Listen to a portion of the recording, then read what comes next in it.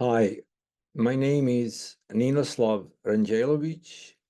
and I'm posting this video because I hope some of you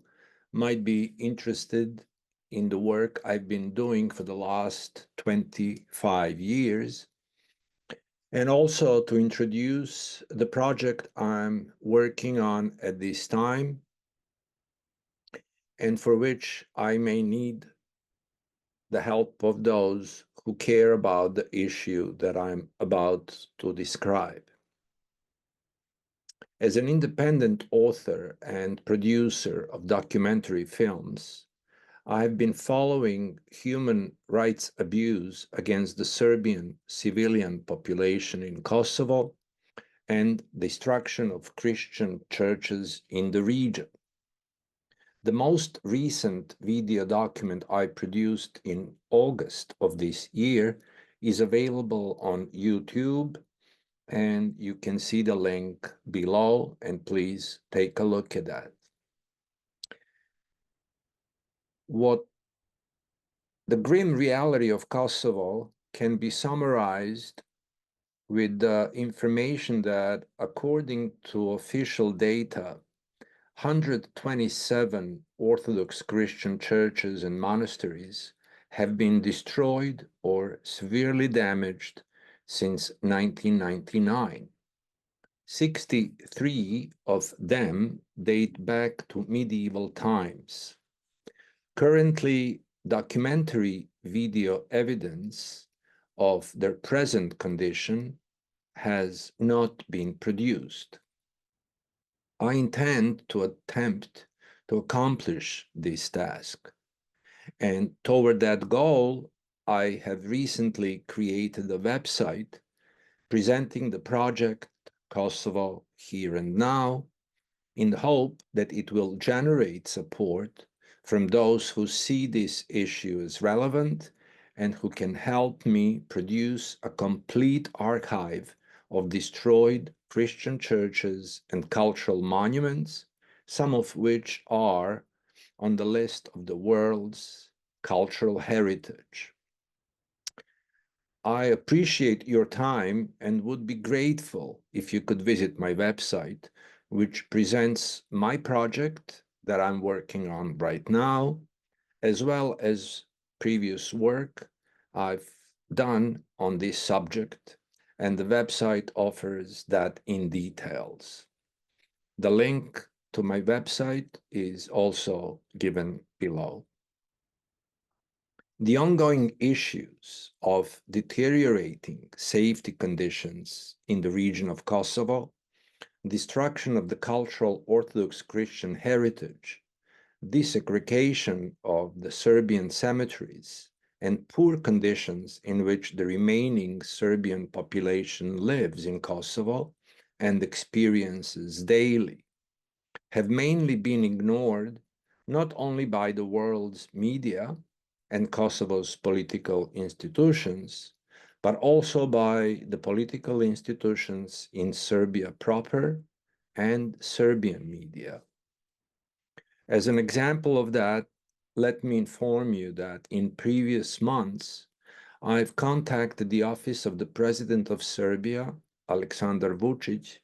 requesting his assistance in the production of the document in question, but have not received a response from him. At first, I found this strange because many years ago, when I was preparing a DVD edition of 3 of my Kosovo films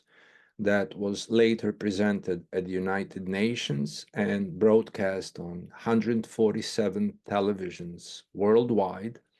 Mr. Vucic, at that time working in the parliament of Serbia as political member of a party that was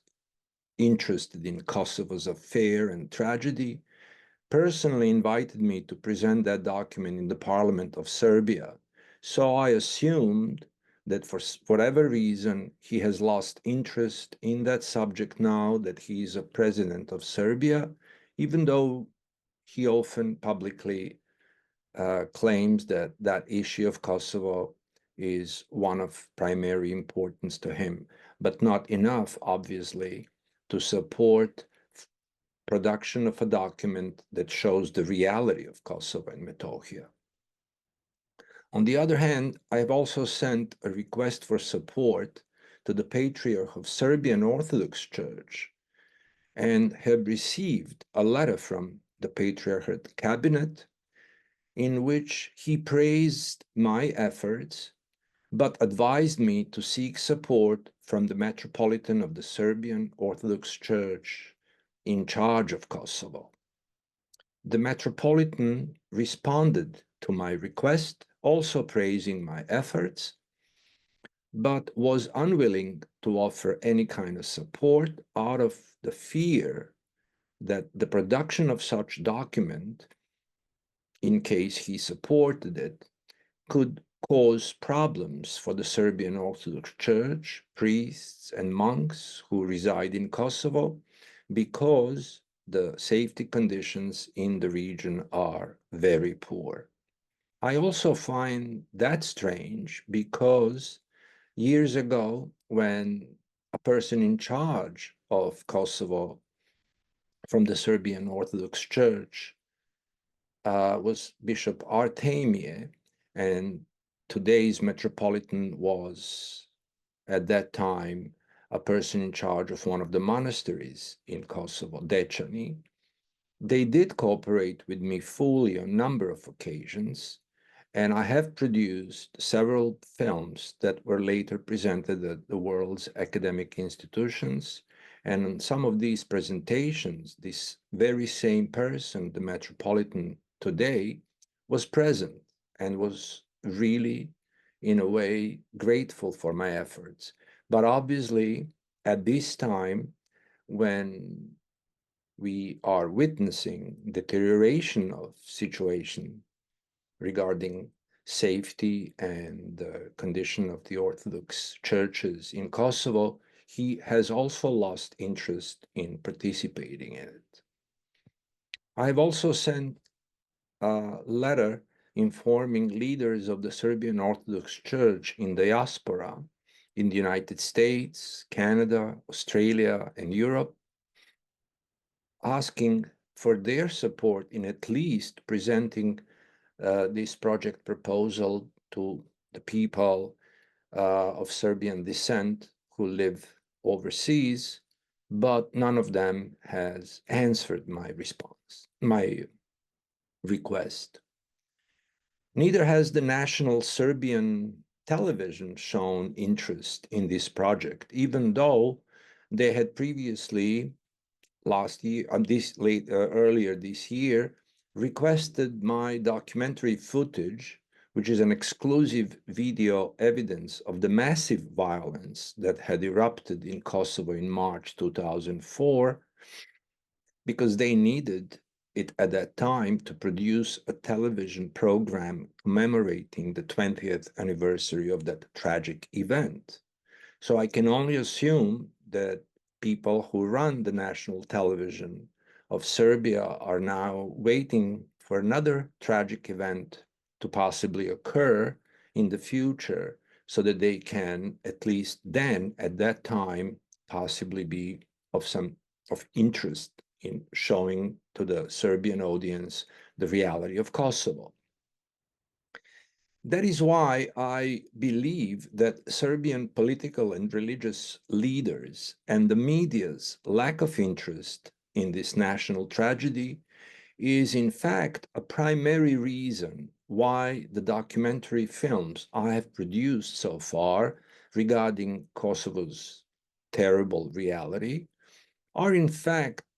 unique documentation of the tragedy in this region that has yet to be resolved. Also, due to the lack of interest shown by Serbian political leaders, leaders of the Serbian Orthodox Church and the Serbian media, I have not been able to raise sufficient funds necessary for producing this document in its full scope, as I have envisioned it.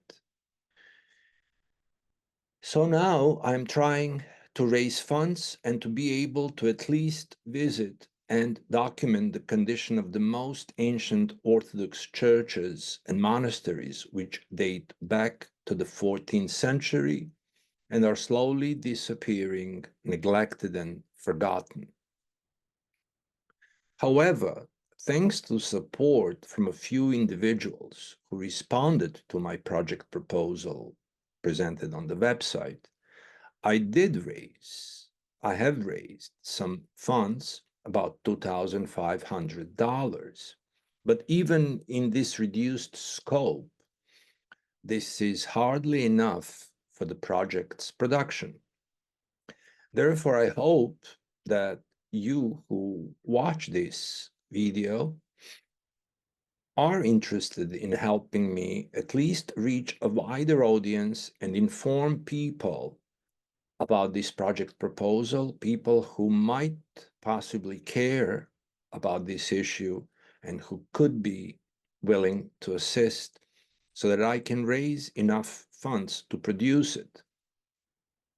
To travel around Kosovo, especially in these remote areas in the rural parts of Metohija, is very risky. And I was hoping that maybe I would be able to raise enough funds to rent a solid vehicle, to have a professional video equipment also rented, and possibly be helped by people from the area who could help find some of these locations easier and, in that sense, safer for us. However, the results of the campaign so far have not been promising, but I do hope that some people will eventually respond to it, because I will not give up on my efforts to go there and record the present condition of these holy sites and inform the public about it. I'm also confident that this critical issue of the destruction of the Orthodox Christian heritage in Kosovo urgently needs to be brought to the attention of all relevant factors in charge of Kosovo, but not only to them, but to the general audience worldwide, because only then we can hope that this tragedy can be resolved in a civilized manner. Thank you for watching this video and for watching my most recently produced video, as well as visiting my website. And I would be really grateful to you if you could share it with others and help me do this. Thank you.